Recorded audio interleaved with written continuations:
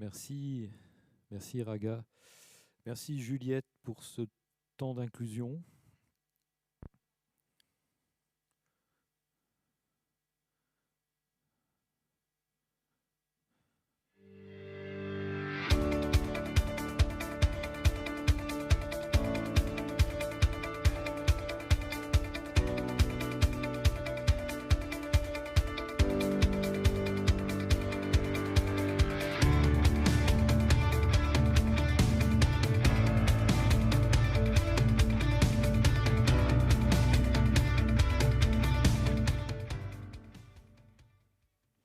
Voilà, merci Iraga, merci Juliette pour ce temps d'inclusion et la présentation des collègues qui travaillent sur cette belle manifestation de l'université.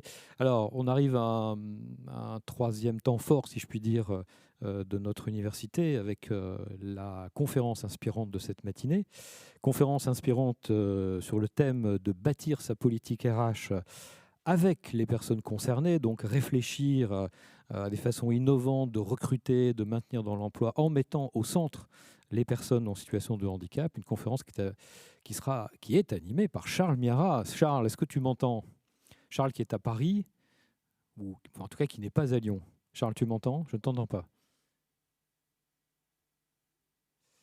Moi, je n'entends pas. Allô? Oui, Charles, bonjour. Est-ce que tu m'entends? Bonjour Hugues. Je t'entends très bien. Comment vas-tu? Ben, écoute, je vais très bien. Alors, je ne suis pas à Paris finalement, Tu mais es en je vais très bien province. quand même.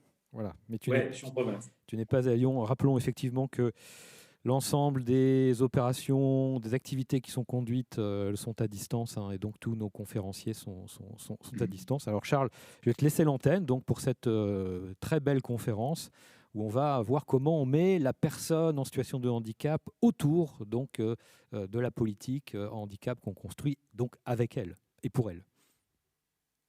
Merci Hugues. En effet, bonjour et bienvenue à la troisième conférence de la seconde université du réseau des référents handicap de l'AGFIP. Je suis Charles Miara. En effet, j'accompagne l'AGFIP dans l'animation du conseil scientifique de cette université et je suis très heureux de pouvoir animer cette conférence. À mon tour, je voudrais féliciter les équipes de la GFIP et leurs partenaires parce que on vit une expérience assez inédite là en 100% numérique, alors qu'effectivement, on devait être pour la plupart d'entre nous à Lyon sur ce magnifique plateau dans lequel tu te trouves, Hugues, et qu'on a découvert hier matin. Et c'est vrai que bah, voilà, les conditions font que ça change, mais on est très, très heureux et je voulais vraiment vous remercier et féliciter tout le monde parce que les équipes font preuve d'une innovation et d'une agilité, une adaptabilité remarquable. Alors, nous sommes ensemble pour une heure pour aborder un thème qui est justement le fruit des travaux du conseil scientifique et dont l'objet principal, avec les personnes concernées, est un sujet qui revient régulièrement dans nos réunions et nous avons donc souhaité interroger la politique RH des entreprises pour comprendre, pour imaginer et dessiner pour demain et avec vous une politique RH qui prenne en compte véritablement les personnes handicapées. En effet, nous nous sommes demandé comment on pouvait mobiliser le collectif quand on sait que les démarches de co-construction sont souvent les meilleures, comment faire pour identifier un groupe pour réfléchir sur ce sujet, comment rompre l'isolement de certains qui sont en charge de ce sujet dans les entreprises. Et puis quand on parle de politique RH, de prise en compte des personnes concernées, d'entreprises inclusives, quand on se tourne naturellement vers ceux qui sont au cœur du dispositif dans les entreprises, ce sont bien les référents handicap qui sont au cœur du dispositif. Cette conférence s'adresse à vous, donc, mesdames et messieurs les référents handicap, mais aussi à tous dans les entreprises. On a bien vu hier, dans la conférence sur la mobilisation générale des dirigeants, que ceux-ci disposaient maintenant de leviers concrets pour favoriser l'emploi des personnes handicapées. Nous espérons qu'ils sont ce matin avec nous à l'écoute de sujets fondamentaux pour bâtir une entreprise inclusive. Alors, pour débattre de ce sujet, 4 invités, 3 intervenantes et une grand témoin. Avec moi, Elsa Abécassis.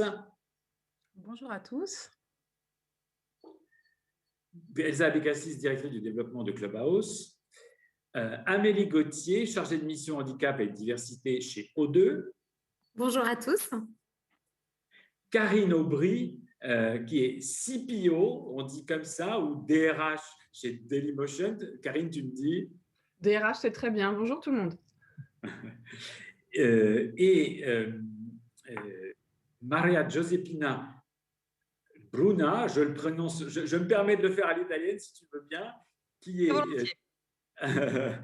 est professeure de management, directrice de l'éthique, de la RSE et de la recherche sociale à l'IPAC, qui est une école de commerce. Bonjour à toutes et à tous. Et voilà, et Maria Giuseppina sera notre grand témoin qui nous proposera, à l'issue de nos échanges, une synthèse et quelques éléments de prospective qui feront suite à nos travaux. Alors, je voudrais d'abord présenter mes excuses à l'auditoire parce que nous allons nous tutoyer dans cette conférence. Ça n'est pas un effet de mode, mais il se trouve qu'on se connaît dans la vraie vie et qu'on n'a pas le courage de passer au vous comme dans les émissions officielles de télévision. Ce n'est pas un effet de com, ça n'est pas un effet d'affichage. Donc, on s'excuse, mais voilà, on va se tutoyer, donc ne soyez pas vexés. Et je présente mes excuses à Hugues et à son équipe parce que je crois que ça ne se fait pas d'habitude à l'antenne. Alors, dans un premier temps, mesdames, je vais vous demander de présenter rapidement, ou pas d'ailleurs, vos organisations, parce que c'est important qu'on puisse savoir d'où l'on parle dans cette conférence. Alors, je vais commencer par Elsa Abécassis. Elsa, est-ce que tu peux nous présenter Clubhouse en quelques mots, s'il te plaît? Oui, merci Charles pour ce passage de témoin. Bâtir sa politique RH avec des personnes concernées, hein, c'est un vaste sujet. On en échange depuis pas mal de temps avec toi, Charles, et puis avec pas mal des équipes. Donc, je suis assez contente d'être là aujourd'hui sur cette conférence. Donc, je suis Elsa Abécassis. J'ai rejoint les équipes de Clubhouse il y a bientôt 8 ans. Et aujourd'hui, je pilote avec une équipe à Paris et en région le développement des fonds privés et la communication.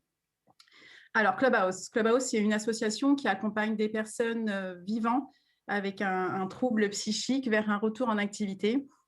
Alors, on entend par trouble psychique, schizophrénie, bipolarité, dépression sévère. On n'intervient ni dans le champ du médical, ni dans le domaine des thérapies.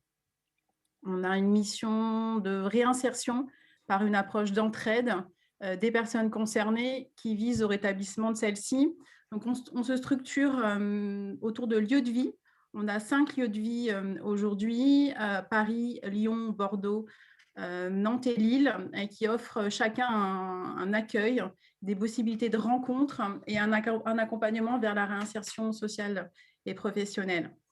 Je pense que ce qu'il y a à retenir, et je vous invite à venir nous rendre visite et à créer des ponts avec les Clubhouse, mais la force et la valeur de Clubhouse ne tient pas seulement à l'existence des lieux pour accueillir et soutenir les membres.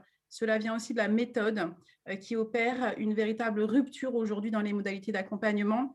On est vraiment dans un accompagnement tourné vers le rétablissement et qui ne se situe pas dans l'habituelle logique aidant-aider ou soignant-soigner. Hein. On est vraiment dans le faire avec. Très bien. Merci beaucoup, Elsa, de cette présentation. Amélie, est-ce que tu peux nous présenter aussi le groupe O2, s'il te plaît? Oui, bonjour. Donc, merci Charles. Donc, bonjour à tous. Donc, O2 est la marque principale du groupe WeCare, qui est leader dans les services à domicile en France. Donc, nous sommes multispécialistes, notamment en garde d'enfants, soutien scolaire, accompagnement des seniors ou des personnes en situation de handicap, ménage, repassage, bricolage, travaux, jardinage. Et du coup, O2 compte un réseau d'environ, un peu plus de 360 agences et 14 000 collaborateurs sur l'ensemble du territoire national. Donc, notre objectif est vraiment d'être l'oxygène du quotidien, en tout cas des familles qu'on aide et qu'on accompagne. Merci beaucoup. Karine Aubry, la même chose, tout le monde connaît Dailymotion, mais peut-être qu'il nous faudrait une présentation officielle de la maison. Est-ce que tu peux nous la fournir, s'il te plaît? Alors, bien sûr. Alors, je suis ravie si tout le monde connaît Dailymotion. Pour rappeler pour les quelques personnes qui se demanderaient, tiens, mais ça existe encore Dailymotion, parce qu'on a souvent cette question-là. Donc, c'est une plateforme de diffusion de contenu vidéo.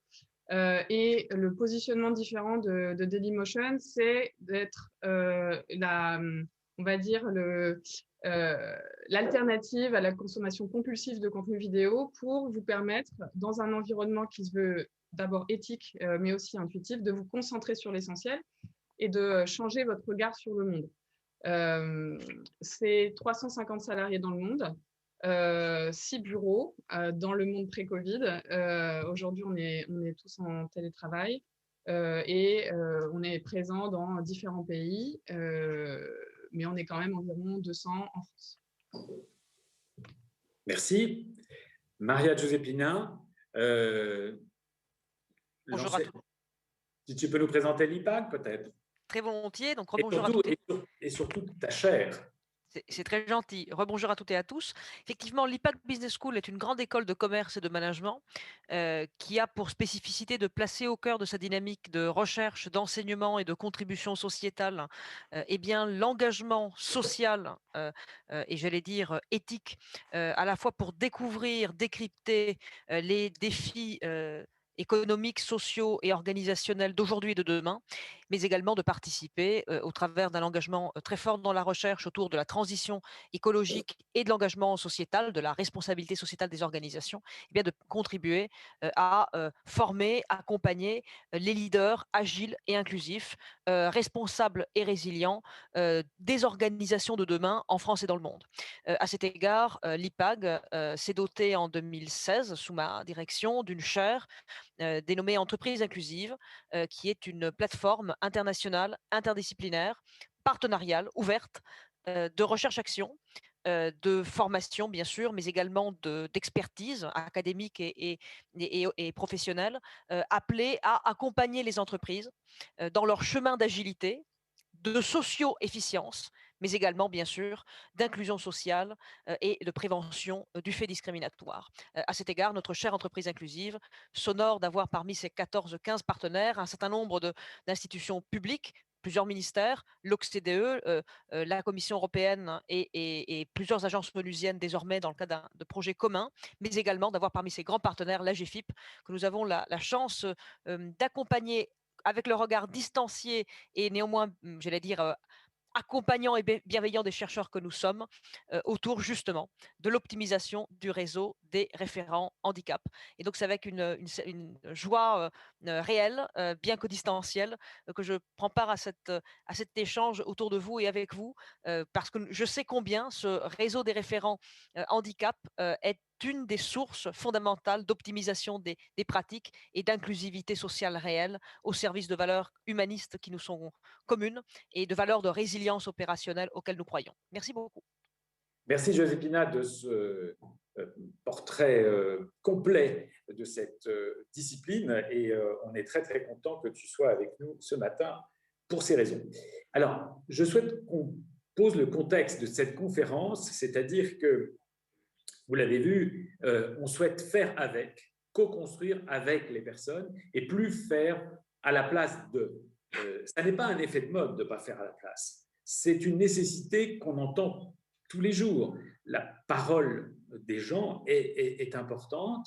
Et s'il y a bien une des branches de l'ADN d'une organisation qui est fondée sur le faire avec, la co-construction, c'est bien celle du Clubhouse. Donc, je vais demander à Elsa de m'accompagner et de m'aider à poser ce contexte.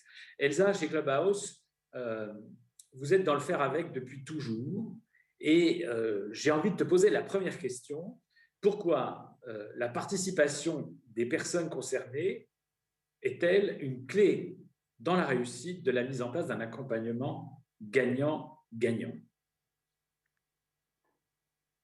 Oui, merci Charles pour cette question. En effet, c'est un élément clé, la co-construction dans le parcours d'une personne qui vit avec un handicap, et quelle qu'elle soit. Moi, j'avais envie de reprendre 2 notions qui vont ouvrir mes propos. Oui, une politique RH a pour ambition de favoriser l'épanouissement et la performance de vos salariés en mettant bien sûr en place des mesures et des actions concrètes. Je pense qu'on est tous d'accord derrière notre écran avec ce constat. Donc ça, c'est vraiment un premier pan des choses. Et puis, la notion de participation, on en parle beaucoup. Des fois, c'est assez galvaudé, mais qu'est-ce que ça veut dire? Qu'est-ce qu'on entend par participation? Alors, j'ai fait une petite recherche à l'ancienne dans le dictionnaire. Et participer, ça veut dire prendre part, apporter une part et aussi recevoir une part. Et c'est littéralement ce que l'on fait au quotidien dans un clubhouse. L'ONU, quand on regarde aussi, définit la participation comme un droit de l'homme fondamental en soi. Donc, en combinant ces 2 évidences, la participation des personnes concernées ne peut qu'être une réussite à la sécurisation de leur parcours professionnel. Mais vous allez me dire, bien évidemment, ce n'est pas si simple. Il y a quand même quelques prérequis à avoir et j'ai besoin, et voilà, et on va les partager ensemble. Le premier prérequis, c'est que quand on parle de la participation des personnes concernées dans leur parcours d'insertion, on sous-entend.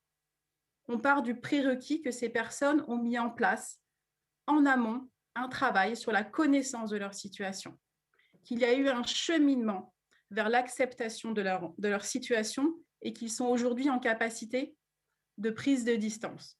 Donc là, en fait, on parle d'une partie des personnes que nous suivons, que vous pouvez rencontrer en entreprise.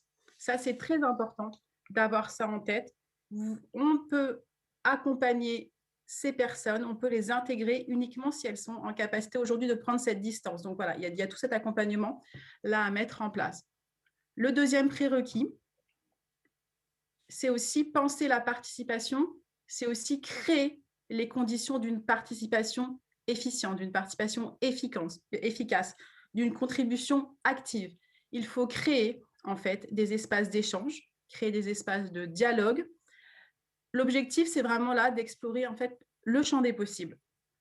L'objectif, c'est de fabriquer non seulement bien sûr de la connaissance, mais aussi la confiance en soi et la confiance en soi, de créer ce lien qui va permettre d'avoir toutes les bonnes conditions pour que les personnes concernées puissent participer.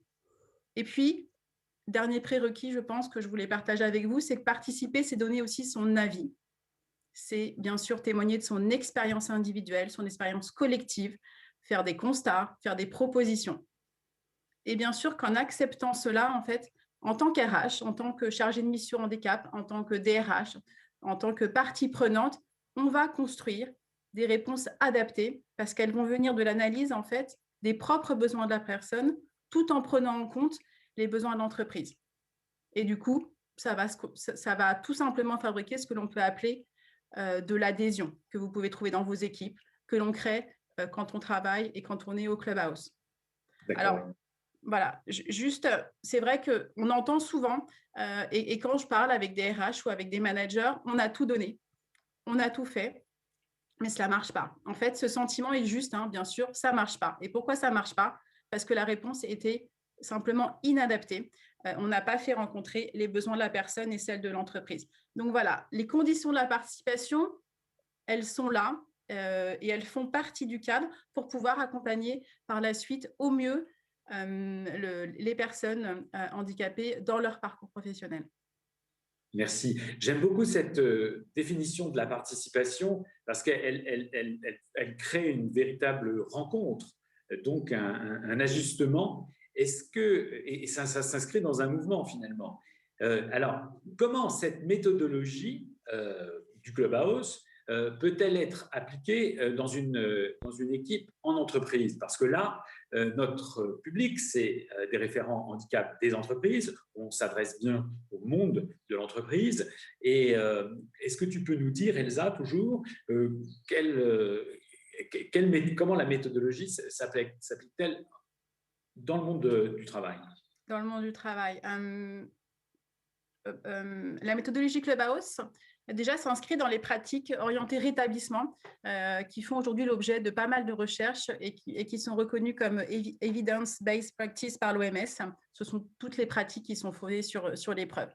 Et ces 5 valeurs du rétablissement qui vont guider la méthodologie Clubhouse au quotidien, mais ce sont les mêmes qui vont piloter le management, un management efficient en entreprise et qui, pour le coup, vont avoir des effets démultiplicateurs. Alors, il y a 5 valeurs du rétablissement, mais que vous allez voir, vous pouvez tout à fait transcrire en entreprise. La première valeur du rétablissement, c'est l'espoir. Ne pas mettre quelqu'un dans un placard, ne pas le stigmatiser, ne pas mettre des étiquettes. On en est tous convaincus aujourd'hui, après 15 ou 20 ans de travail sur le handicap. Ça, c'est très, très important. Quand vous arrivez, par exemple, dans un clubhouse, vous ne savez pas qui est membre, vous ne savez pas qui est staff. À aucun moment, on se dit qu'on va travailler avec une personne concernée.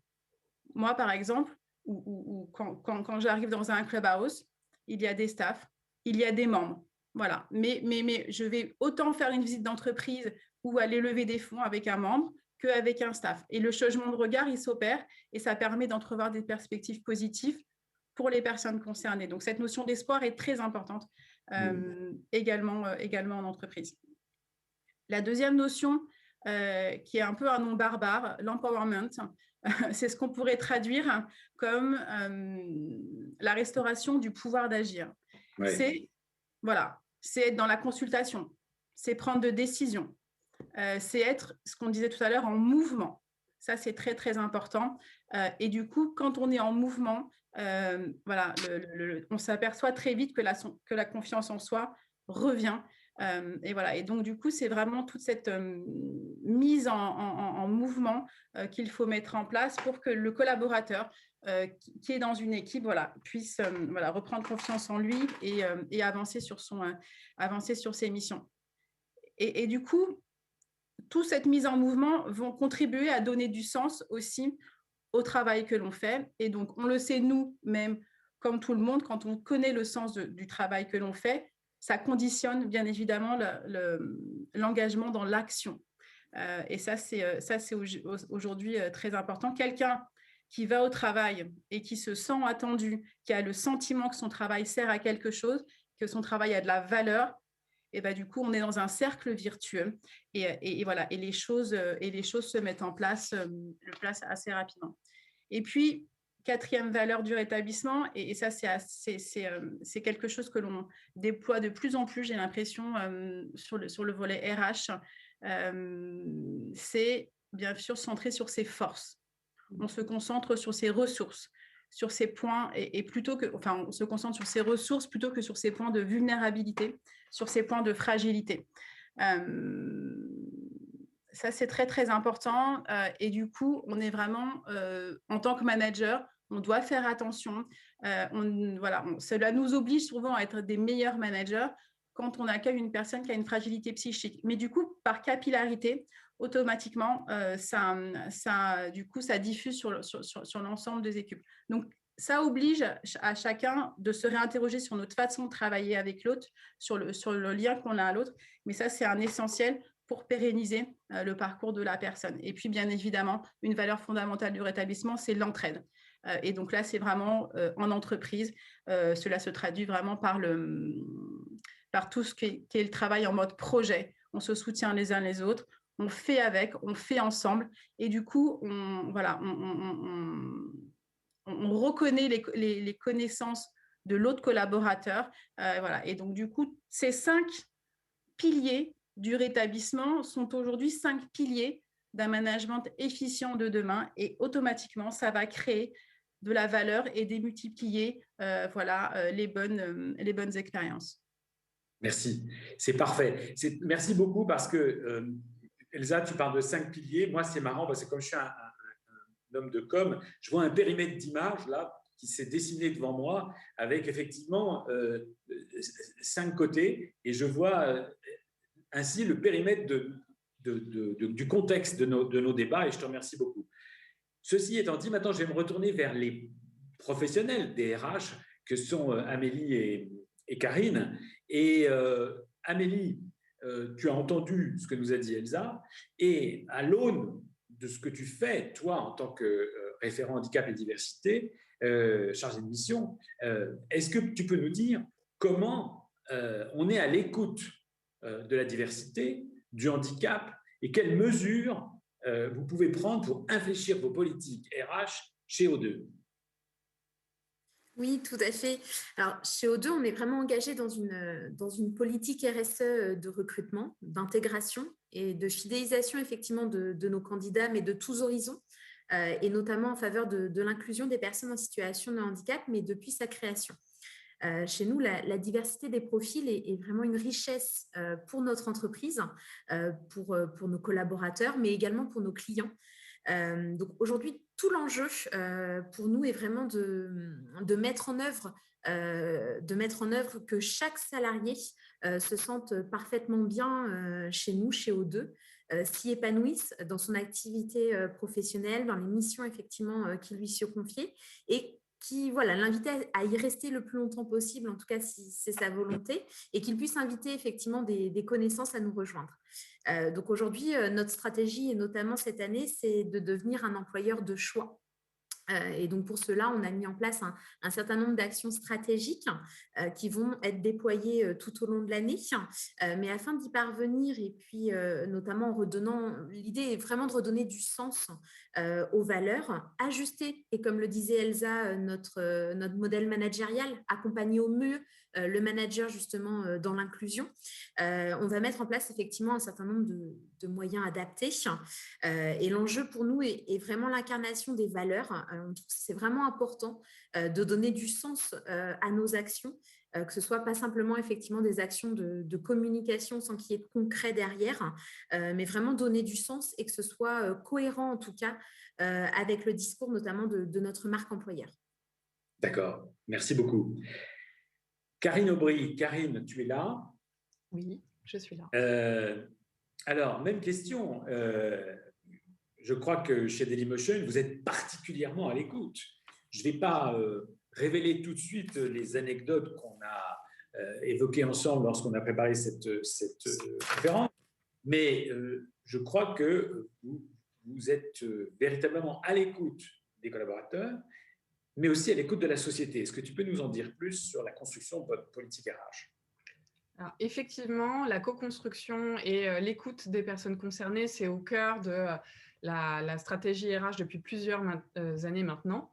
C'est évidemment totalement en lien avec le fait que notre mission en tant qu'entreprise, c'est de donner la parole à des points de vue différents. Et donc, par cohérence et par intégrité et surtout par passion, c'est la façon dont je le gère à l'identique avec mon équipe, d'aller à la rencontre des personnes concernées, puisqu'on est dans un environnement technologique qui change tous les jours. Donc, en fait, nos talents changent tous les jours, soit d'implantation géographique, soit de typologie de métier, et évidemment, dans toutes les diversités aussi qui composent les individus. Et même l'équipe RH la plus talentueuse ne peut pas sera limitée par l'empathie naturelle qu'on a ou qu'on développe. Et la clé passe par effectivement écouter les gens et co-construire les solutions avec eux. Et donc, c'est exactement comme le disaient Elsa et Amélie, c'est travailler pour créer des espaces d'échange, créer les conditions de la confiance et vous ne serez pas, je pense que personne ne sera surprise sur le fait que ce n'est pas quelque chose qui se fait à court terme. Dans le temps d'inclusion, tout à l'heure, on parlait des couleurs. Moi, j'étais rouge, j'aime agir et persévérer. Il y a un temps long qui est nécessaire pour créer l'écoute et pour créer la confiance nécessaire pour que des personnes concernées osent s'exprimer jusqu'à aller dans des solutions ou leurs témoignages. Et donc, la façon dont je peux expliquer, en tout cas un peu concrètement, sur comment on fait pour écouter les gens et leur donner cette confiance-là, nous, chez Dailymotion, on passe notre temps à faire des sondages anonymes auprès des personnes. On le faisait avant le Covid et le télétravail, on le fait d'autant plus maintenant pour garder ce lien, mais on passe notre temps à demander l'avis des salariés sur des choses qui n'existent pas et ce qu'il faudrait mettre en place, sur les politiques en place pour avoir leur retour, pour en permanence effectivement avoir le retour, trouver parfois des volontaires ou des idées. Donc on le fait essentiellement de mode anonyme et en fonction des sujets, en fonction de la maturité des sujets, on arrive derrière à transformer ça dans des groupes de parole, dans des groupes de travail. Mais si je peux partager notre retour d'expérience, en tout cas chez Dailymotion, c'est passé par une phase nécessaire sur des sujets qui étaient soit un peu nouveaux en termes de sensibilisation par une phase de recueil anonyme d'avis et de sollicitations. Parce qu'il faut vraiment une étape pour se dire, OK, là, je vais prendre la parole auprès de mon entreprise, de ma direction. Typiquement sur le sujet du handicap, je pense que... Enfin, moi, je suis aujourd'hui parmi vous aussi pour apprendre parce que je ne me mettrai clairement pas dans les bonnes élèves sur ce thème-là. Et donc, je suis vraiment dans cette phase aussi de co-construction. Pour vous donner un exemple d'écoute, on a participé pour la première fois l'année dernière, c'est ça, avec Vivendi, groupe dont on fait partie à la SEPH, la Semaine européenne pour l'emploi des personnes handicapées. Et c'était une magnifique occasion pour nous de donner accès à nos salariés, de les éduquer, de nous éduquer nous-mêmes aussi, de m'éduquer moi-même, via le témoignage de personnes concernées, d'entreprises aussi qui ont mis en place des actions pour déjà créer de la parole et de la conversation sur les sujets, avec parfois des personnes externes, ce qui est une première façon de s'exposer au sujet aussi en confiance, de ne pas être obligé de se livrer. Mais ça a créé des initiatives, juste de mettre le sujet sur la table, de demander du feedback. Voilà, on a eu des premières actions totalement sur le volontariat, auquel je n'aurais jamais pensé, puisque voilà, le pire qui pourrait arriver chez moi en termes de culture et en termes de conviction, c'est de dire on fait quelque chose, comme ça on a coché la case et on peut dire c'est pas du tout sur le long terme quelque chose qui fait des effets. Je pense que c'est frustrant pour un grand nombre de personnes investies sur ces sujets de se dire on met en place des actions et puis les résultats ne sont pas là. Donc c'est la phase d'écoute qui peut être longue et qui peut être perçue comme quelque chose d'un peu frustrant et de pas de résultats. En réalité, chez nous, c'est la base pour avoir des résultats probants sur le long terme. Merci. Tu me donnes l'occasion de faire une transition tout à fait facile. Justement, on est dans une université, donc on a besoin d'avoir des bonnes pratiques, des conseils, on a besoin de savoir ce qu'on veut faire ou ce qu'on ne peut pas faire. Et il s'agit maintenant pour nous d'aborder la question des résultats, la question des exemples. Alors, je vais à nouveau interroger Amélie. Est-ce que tu peux nous donner quelques exemples de réussite ou de foirage, comme tu veux, sur ces questions de politique RH, de co-construction? Oui, tout à fait. Alors, c'est vrai que chez nous, en tant que leader du secteur, on essaye de valoriser, en tout cas, de mettre en avant nos métiers et surtout nos collaborateurs, parce qu'ils sont pour nous essentiels, ils sont indispensables à notre société, mais aussi indispensables à la réussite de l'entreprise. Donc, c'est vraiment focaliser sur nos collaborateurs et les mettre effectivement en avant ou en lumière s'ils le souhaitent. Et pour nous, en tout cas, c'est important de communiquer. On communique tout au long de l'année, aussi bien en interne qu'en externe. On s'est justement aperçu par le passé notamment qu'une action push une fois l'année, par exemple, sur l'inclusion et surtout l'importance chez nous du maintien dans l'emploi était intéressante, bien sûr, mais pas suffisante en tout cas pour avoir cette prise de conscience collective et notamment de ces enjeux et du rôle sociétal aujourd'hui des organisations sur le sujet de l'inclusion. Donc, la communication, en tout cas, tout au long de l'année et surtout la diffusion de témoignages, mais de vrais collaborateurs. Je ne parle pas d'une bande d'images achetées, mais vraiment de vrais salariés. La mise en lumière de nos vrais collaborateurs en situation de handicap permettent une prise de conscience et une sensibilité au sujet. Et ça donne une importance et une dimension que le sujet doit vraiment prendre au sein des organisations. Donc, bien sûr, ça ne se fait jamais sans accord du collaborateur, mais ils sont même très contents de pouvoir témoigner de leur vie professionnelle chez O2, de la manière dont on a pris en compte leur situation, de la manière dont ils ont pu évoluer en interne. Et effectivement, leur situation de santé n'était absolument pas un frein, bien au contraire. Donc aujourd'hui, la communication en interne auprès de nos collaborateurs, elle permet effectivement de montrer les actions qui sont menées bien sûr par la mission handicap, de mettre en lumière effectivement nos collaborateurs parce que c'est bien le point central en tout cas chez nous. Et ça permet aussi aux personnes d'être en confiance parce que comme le disait effectivement, tout à l'heure, c'est difficile pour les collaborateurs de parler d'une situation de santé, d'avoir suffisamment confiance effectivement pour en parler, que ce soit à leur manager ou à la personne référente. Donc aujourd'hui, pouvoir mettre la personne en confiance, de partager effectivement les valeurs de l'organisation, puisque nous, chez nous, le sujet de l'inclusion fait partie de nos valeurs centrales et historiques. Mais voilà, d'avoir une personne repère dans l'organisation, une référente handicap, un référent RH, avec qui on peut échanger sur une situation donnée, une complexité, une difficulté rencontrée, c'est vraiment important. Donc aujourd'hui, il y a aussi le côté de la communication externe sur lequel nous allons, bien évidemment, et qui a sa part d'importance, puisque aujourd'hui, elle permet aussi de montrer à nos partenaires RH avec qui nous travaillons quotidiennement des actions que nous mettons en œuvre, mais surtout de démystifier nos métiers, puisque nous, dans le secteur des services à la personne, on a parfois effectivement des préjugés, pas sur le sujet du handicap, mais parfois sur notre secteur d'activité à nous. Donc, c'est important de montrer effectivement que c'est possible, qu'il n'y a pas de frein à l'inclusion et qu'en tout cas, nous, on met tout en œuvre pour faciliter l'intégration et la pérennisation en emploi de nos collaborateurs. Donc, toutes ces actions de communication, en tout cas, qu'on a pu mettre en place, notamment, on s'en est aperçu sur l'année 2020, et notamment dans le cadre des 10 ans de la mission handicap, puisque nous avons fêté nos 10 ans l'année dernière, ça a permis en fait à des collaborateurs en poste d'évoquer leur handicap, d'oser aborder le sujet avec leur manager, avec la mission handicap O2, et d'avoir connaissance aussi d'un interlocuteur dédié qui pouvait les accompagner, les renseigner, afin effectivement d'être au mieux, en tout cas dans leur parcours chez O2. Et donc, on a mis en place des actions d'information, de communication, mais également d'écoute, avec effectivement des plateformes dédiées, des mails, des contacts. Voilà, ça permet d'avoir des points de clé.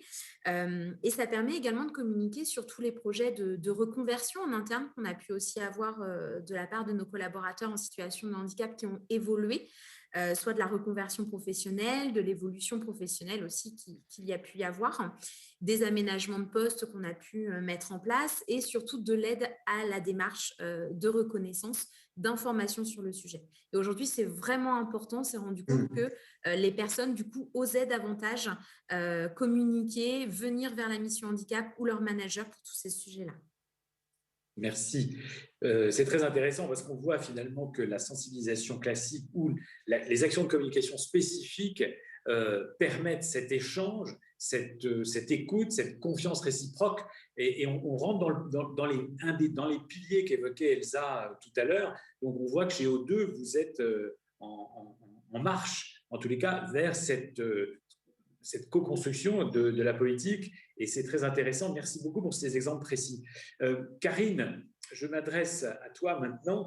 Est-ce que tu peux nous parler un petit peu de la réalité et de la vie que vous avez chez Dailymotion et des exemples que tu pourrais nous fournir où effectivement cette écoute, cet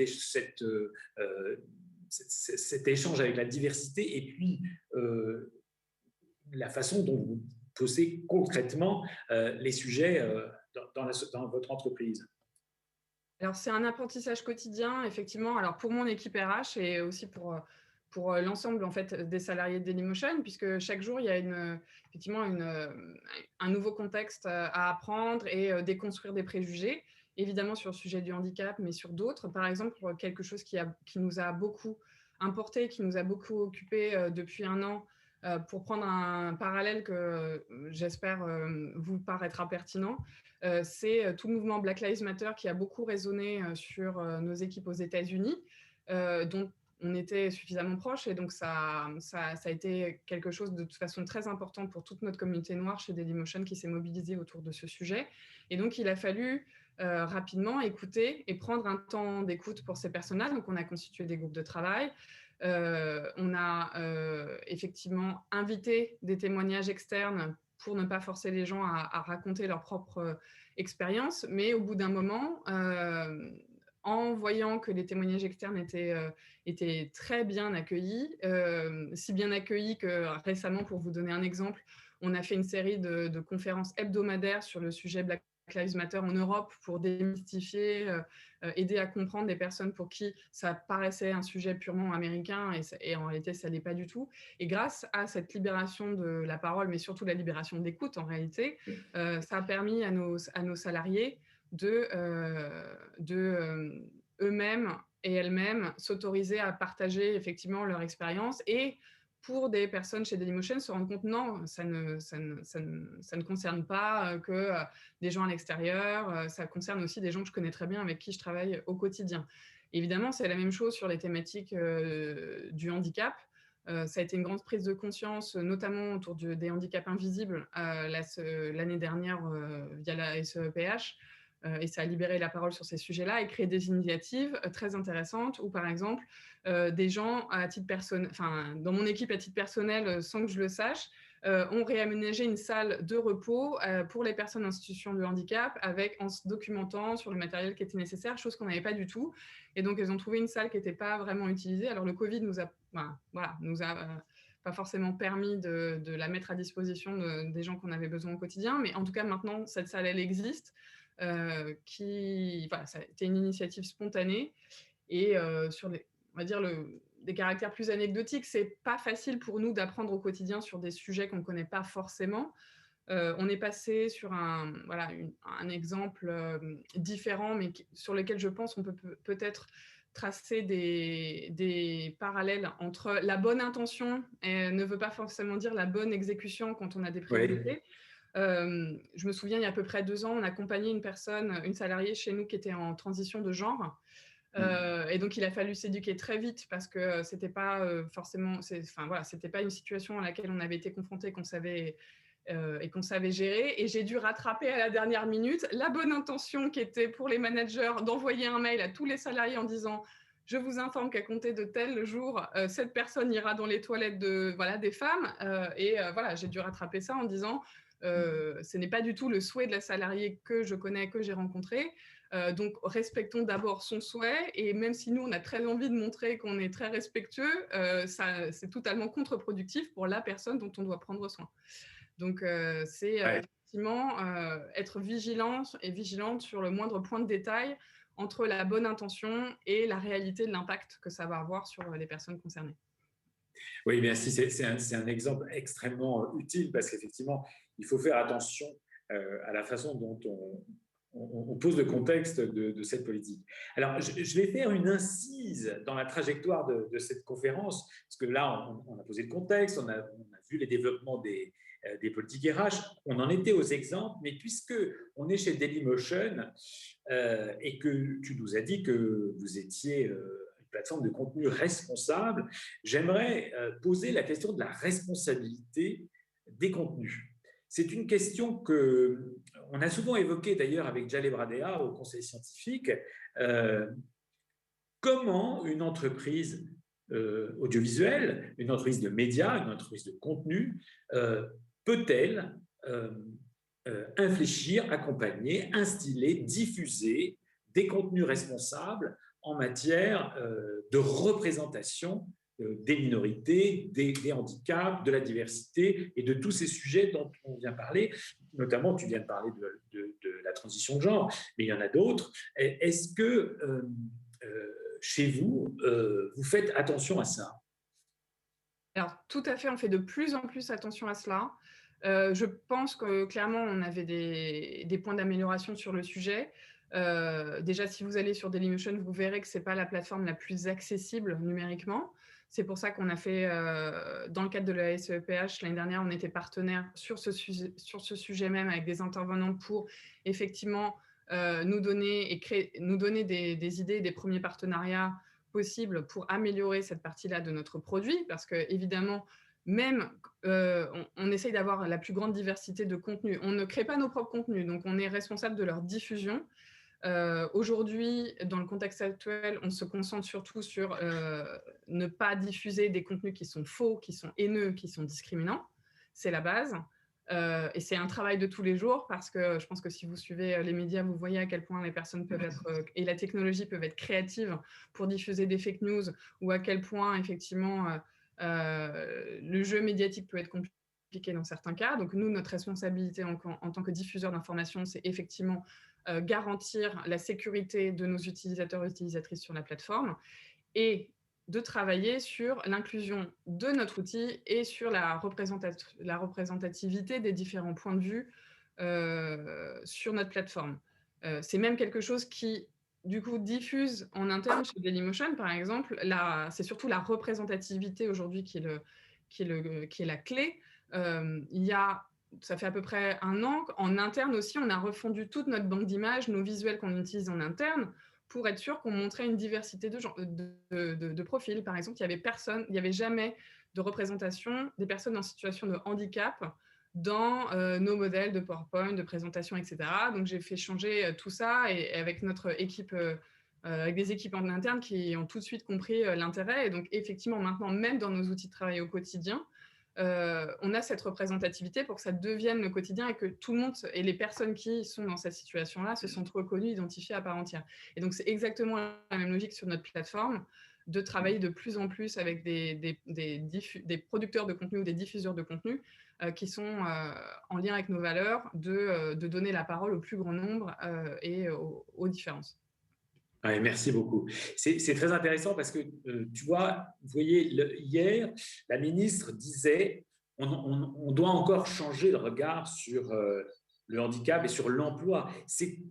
On l'a entendu ça fait 15 ans que je suis dans le secteur, je l'entends régulièrement, mais c'est encore important. Donc, la façon aussi de représenter la différence dans les médias est un atout aujourd'hui pour contribuer à l'insertion sociale et professionnelle des personnes handicapées dans l'emploi, par exemple. Merci beaucoup. Alors, dans cette logique, maintenant, on a vu ces pratiques innovantes, ces exemples riches en matière de ressources humaines, et je vous en remercie. Je voudrais qu'on aborde de façon assez logique ceux qui représentent un petit peu le corpus savant de toutes ces narrations. Je voudrais parler de ce qu'on appelle aujourd'hui l'expérience collaborateur, qui va servir notamment en matière de recrutement de jeunes talents à l'entreprise pour permettre de bâtir une entreprise plus inclusive. Je me réfère encore à ce que disait la ministre hier dans la conférence sur la mobilisation générale des dirigeants. L'engagement des dirigeants à recruter de façon plus inclusive est un atout pour le recrutement en général. Donc, je vais maintenant interroger Amélie. Amélie, est-ce que tu peux nous dire quels sont vos engagements dans ce domaine ? Oui, tout à fait. Alors, chez nous, l'expérience collaborateur, en tout cas, est vraiment un atout pour notre marque employeur, puisqu'effectivement, l'engagement chez nous, c'est d'être le groupe qui, au monde, porte le plus attention à ses salariés et à ses clients. Donc, on a donc une volonté, bien évidemment, de placer l'humain au cœur de nos actions RH.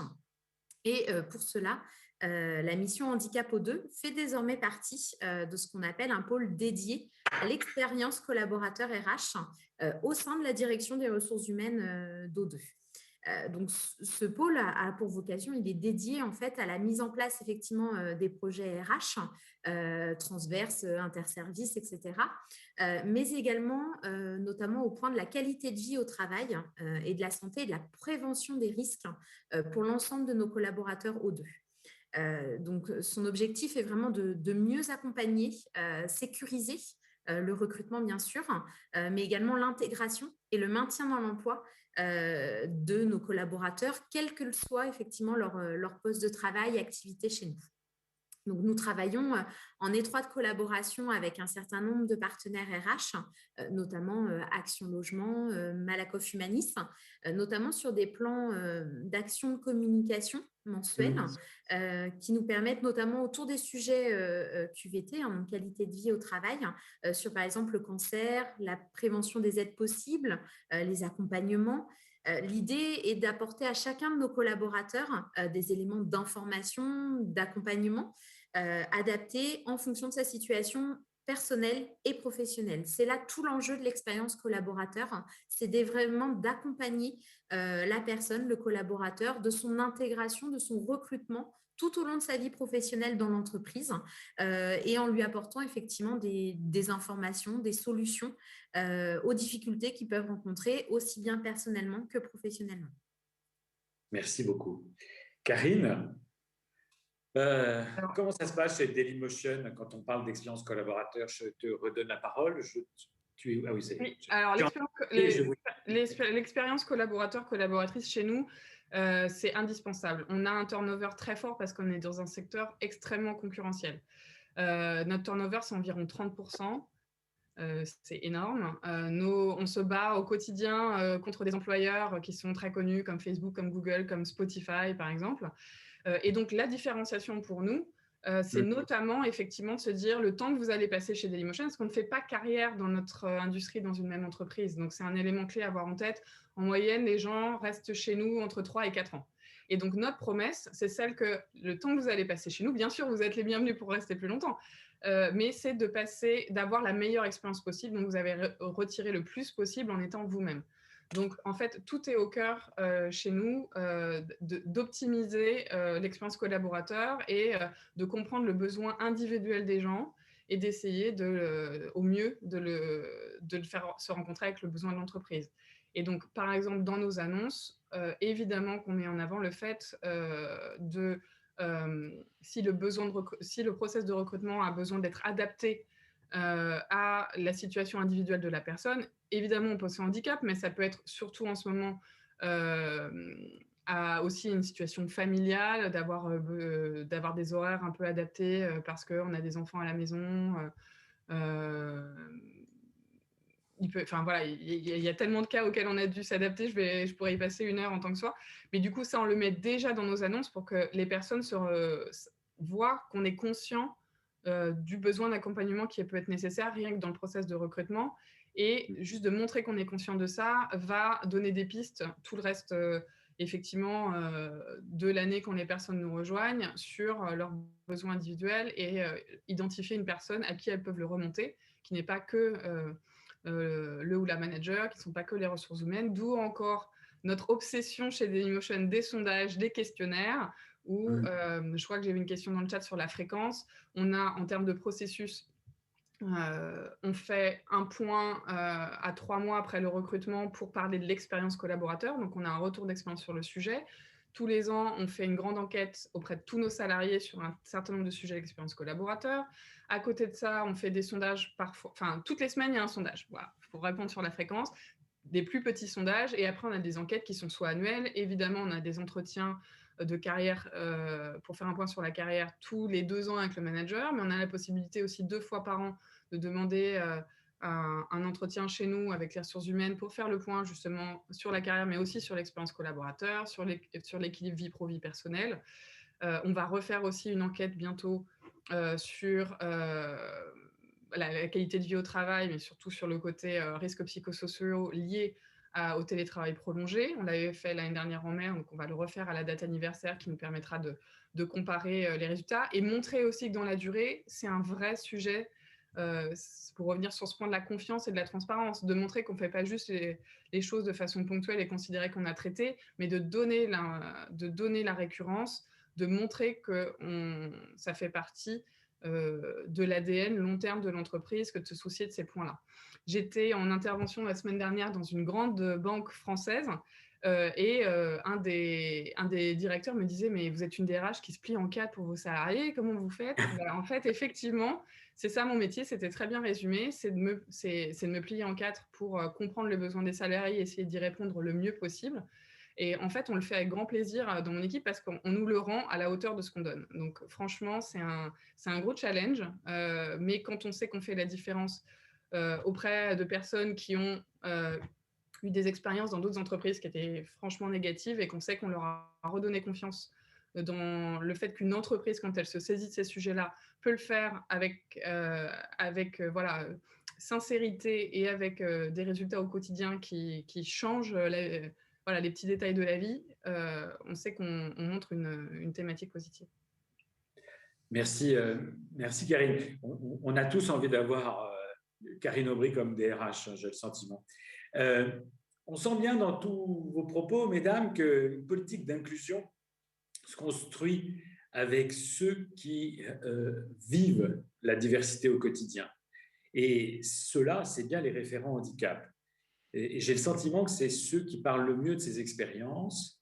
J'ai aussi le sentiment que le référent est un acteur majeur de la politique de la diversité et que c'est une force de proposition dans tout ce que vous venez de dire. J'ai envie de vous interroger, toutes les trois, même toutes les quatre, sur cette proposition. Le référent handicap est un moteur et un coacteur de la politique. Est-ce que vous pouvez confirmer mon sentiment, ma présupposition, l'une ou l'autre? Amélie? Oui, oui, tout à fait. Donc, le référent handicap est vraiment, en tout cas, moteur et coacteur. Il faut en être convaincu, c'est certain, puisqu'effectivement, ça permet vraiment de montrer à l'organisation que le handicap, que l'inclusion, la diversité est vraiment une valeur ajoutée pour l'entreprise à tous les niveaux. Que ce soit en termes effectivement d'échanges entre collaborateurs, auprès de nos clients, à tous les niveaux, ça a vraiment son importance. Et que les collaborateurs en situation de handicap, comme tout à chacun, bien sûr, possèdent des compétences et sont vraiment une richesse pour l'entreprise et le collectif de travail dans son ensemble. On a tous à apprendre des uns des autres et c'est vraiment important puisqu'en fait, le référent handicap aujourd'hui fait vraiment le lien entre tous ces acteurs et il est vraiment facilitateur en tout cas dans l'intégration, dans la pérennisation en emploi, mais également dans le maintien en emploi des collaborateurs en situation de handicap. Aujourd'hui, notre groupe WeCare a mis en place notamment un comité diversité et inclusion. L'idée est de pouvoir réunir en fait un interlocuteur de chacune de nos filiales, de chacune de nos marques du groupe dont je fais partie.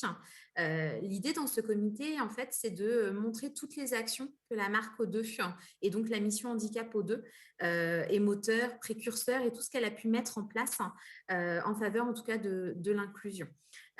L'objectif de ce comité diversité et inclusion, elle tourne autour de 3 axes qui sont prioritaires et sur lesquels se rejoint bien sûr le référent handicap, notamment bien sûr le handicap, favoriser le recrutement, le maintien dans l'emploi et de sensibiliser, ça c'est vraiment important, sensibiliser les équipes, les collaborateurs, le collectif de travail pour porter un regard neuf sur le sujet.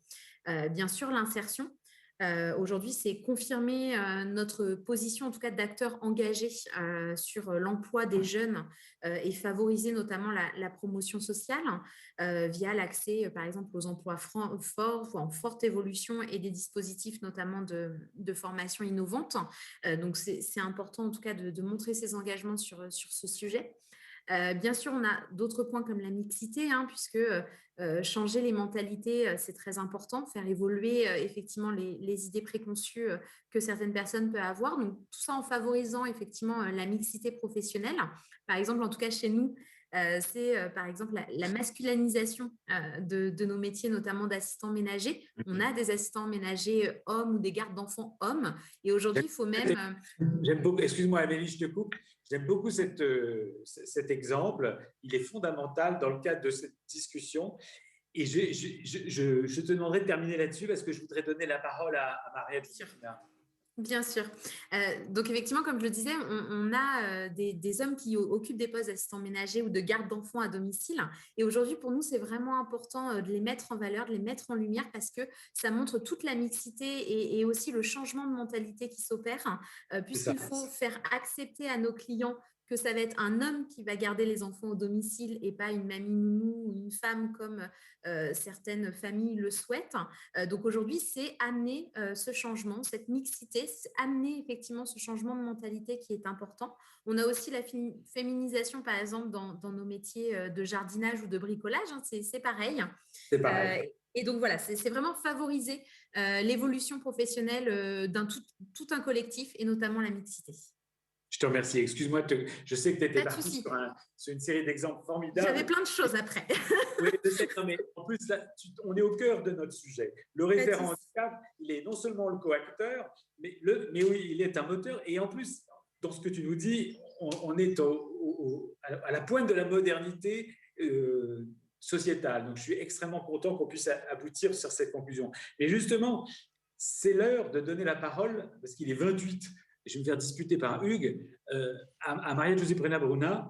Maria-José Bruna, tu as pu entendre tout ce qu'on s'est dit, tu as vu cette trajectoire, on est parti du contexte avec les 5 piliers de la confiance et de la co-construction. On a eu des exemples de diversité, de politique, de construction de politique de RH, puis on est arrivé finalement au rôle du référent. Est-ce que tu peux m'aider à conclure cette conférence?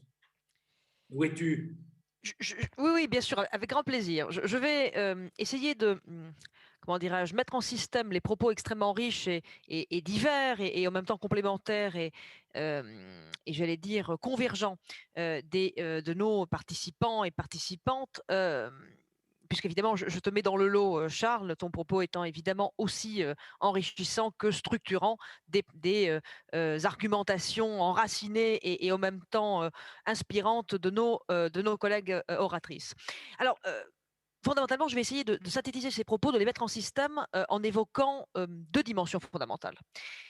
La première dimension, c'est que fondamentalement, une démarche de diversité et d'inclusion constitue une politique ou un processus de changement organisationnel profond. Et qu'une démarche transformationnelle de diversité et d'inclusion appelle tout d'abord un alignement stratégique durable, qui à son tour s'enracine dans un diagnostic stratégique et écosystémique réel, qui appelle, en l'occurrence, qui implique un dialogue partenarial avec des parties prenantes plurielles qui entourent et émaillent l'entreprise aussi bien de l'intérieur que de l'extérieur, et que sans ce dialogue écosystémique réel, ou stratégique, ou approfondi, ou durable, la politique de diversité et d'inclusion, évidemment d'inclusion handicap, raterait son objectif premier, celui de la pertinence, et son objectif second, celui de l'acceptabilité, les 2 dimensions, la pertinence et l'acceptabilité, étant conditions d'effectivité et a fortiori d'efficacité. Or, dans ce diagnostic, au fond, écosystémique de l'entreprise, dans cet enracinement de la politique diversité, inclusion, RSE au sein même de la stratégie générale de l'entreprise, se cache ce que l'on pourrait appeler le renouveau d'un dialogue à l'écosystème, ou d'un dialogue avec les parties prenantes, au sein duquel, j'allais dire, la mise en place d'une dynamique débattante, discursive, questionneuse, avec les collaborateurs, ressources premières d'une entreprise, eh bien, joue un rôle absolument stratégique. L'expérience collaborateur n'est pas simplement une manière d'optimiser le capital humain, de construire la socio-efficience d'une organisation.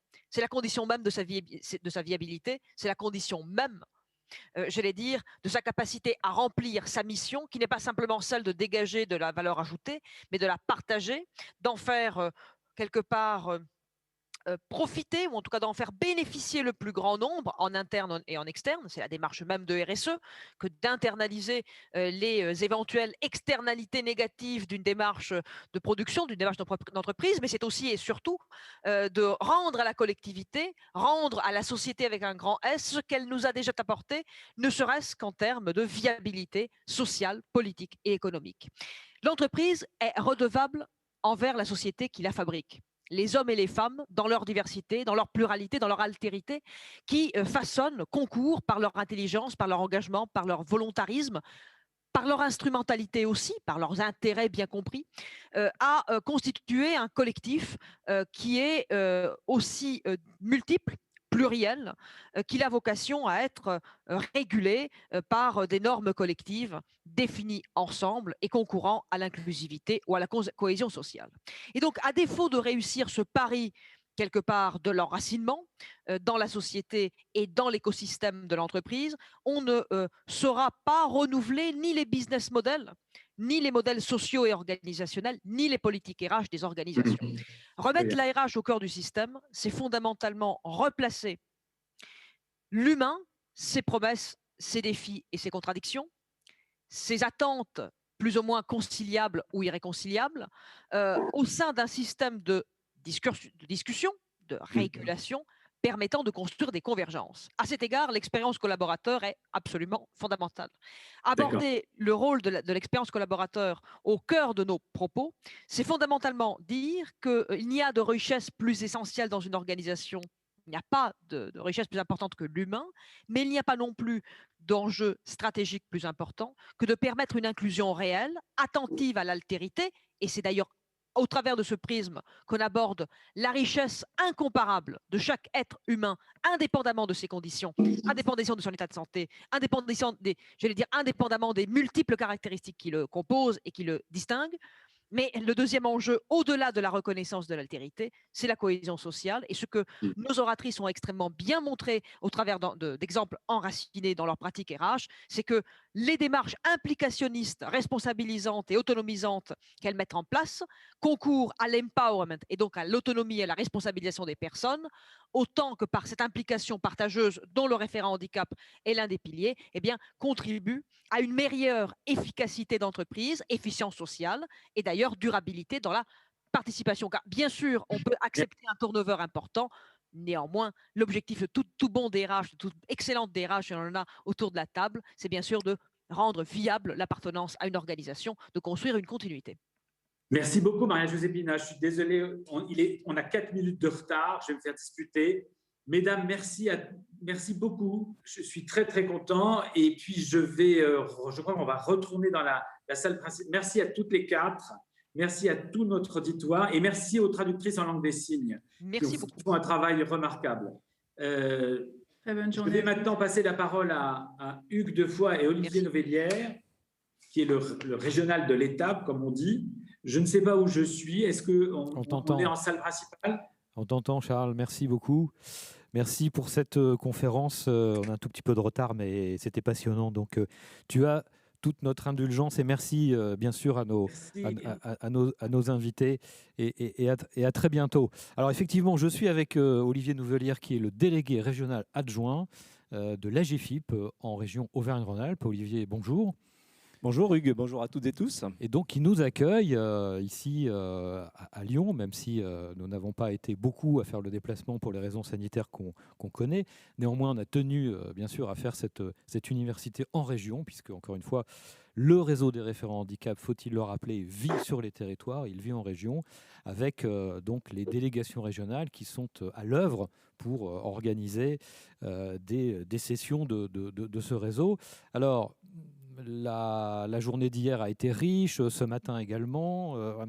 Peut-être un petit retour à chaud, Olivier, de ce qu'on a vécu ici et dans toute la France, puisque je le disais en ouverture, nous sommes ici à Lyon, mais connectés avec toute la France. Alors quel plaisir Hugues, de ces 2 jours. Alors même s'ils ne sont pas terminés, se réunir pour trouver des solutions pendant 2 jours, et vous accueillir pour ça, c'est un plaisir immense partagé avec toute l'équipe que je représente.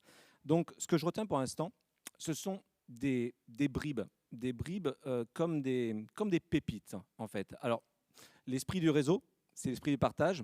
On attrape, en fait, des mots, des pistes qui ont du sens, puis on les retransmet. Alors, j'ai fait la même chose hier.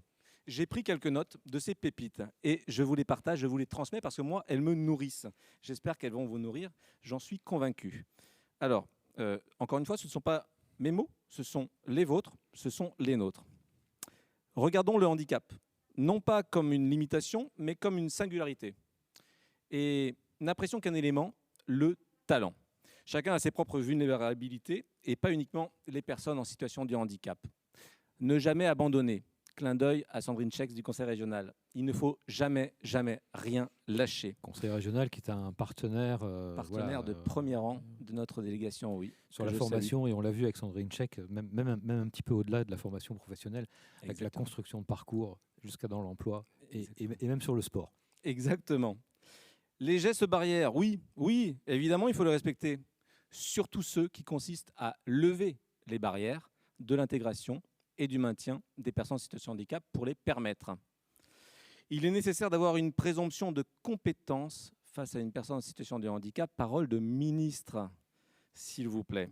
Voilà, je retiens aussi la démonstration d'un outil efficace, déjà en ligne, l'autodiagnostic, sur mon parcours handicap, les conférences, dont celle-ci, qui m'a beaucoup plu, mais comme les autres, je retiens la notion de participation, prendre part, la contribution active, la connaissance, la confiance.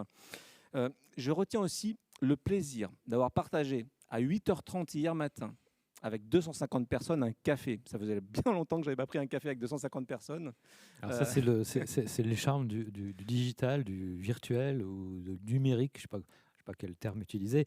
On peut utiliser d'ailleurs les trois, parce qu'effectivement, voilà, on peut prendre un café avec plein de camarades qui sont partout en France. Alors, la délégation régionale, c'est 38 personnes à peu près, une dizaine de collaborateurs qui accompagnent les entreprises et qui font vivre ce réseau. Alors, un petit mot sur la programmation dans les prochaines semaines, ce qui va se passer ici en Auvergne-Rhône-Alpes. Alors, on dit Auvergne-Rhône-Alpes, donc effectivement, il n'y a pas qu'à Lyon, il se passe des choses aussi oui, bien sûr. à Clermont-Ferrand et ailleurs. Bien sûr, oui, il s'en passe beaucoup. Alors, nous avons déjà eu un premier webinaire en début d'année avec l'URSSAF sur l'obligation, non pas sous l'angle de l'obligation, mais pour en faire une véritable opportunité. Nous avons aussi, hier matin, au cœur de l'université, la joie d'accueillir nos référents en fait, régionaux de l'État, pour reprendre l'expression de tout à l'heure, sur un débat autour du thème de l'alternance. Et notre programme 2021, il répond à la fois aux attentes des entreprises, mais aussi à nos priorités. Alors, je ne vais pas toutes les citer, on les connaît, on en a déjà débattu, le maintien, l'alternance, le développement de la ressource handicap formation, etc. Donc au programme, ce qui nous attend désormais, c'est un webinaire le 27 mai, un webinaire qui sera suivi d'un second atelier qui complétera celui d'hier et qui sera dédié celui-ci à la collaboration avec les entreprises adaptées, au-delà de la thématique de la sous-traitance. Nous aurons aussi des séances de co-développement tout au long de l'année. Nous aurons un troisième atelier, allez, peut-être en présentiel, allez savoir, allez, patience. C'est quand ? En fait, décembre. Décembre, on espère en présentiel. Je croise les doigts. Nous préparons également un salon pendant lequel à peu près une douzaine de partenaires régionaux viendront présenter des outils, des actions en matière de sensibilisation à nos référents. Donc, en bref, un salon de la sensibilisation. Et puis, il y aura aussi, et comme sur tous les territoires, pilotés par l'ensemble des délégations régionales de la GFIP, les modules d'appui à la professionnalisation. Donc, il y a déjà une programmation qui est installée tout au long de l'année. Oui, des modules qui vont se répéter pour Auvergne-Rhône-Alpes 3 fois dans l'année. Donc, nous ouvrons le bal les 4, 18 et 25 mai.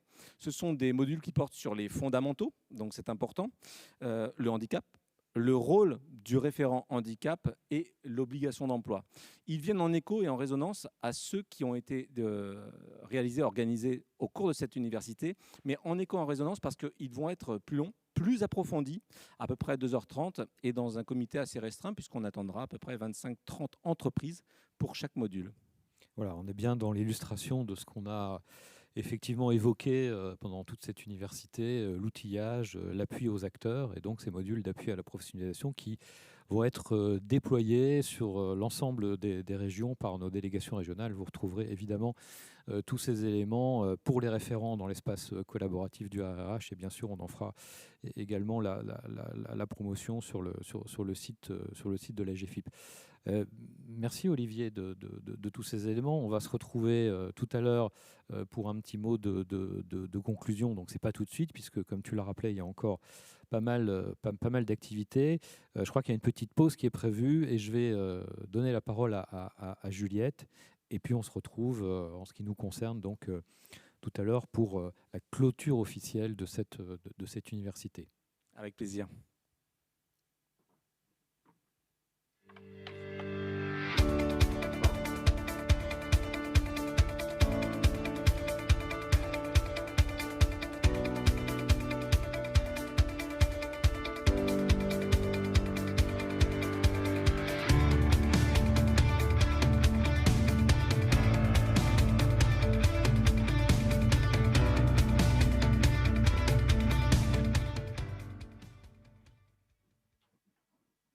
Merci beaucoup pour ce passage de relais, Hugues. Donc là, je m'adresse à toutes les personnes qui doivent assister à des modules d'appui ou à des ateliers. Je vous laisse prendre vos 3 minutes de pause et rejoindre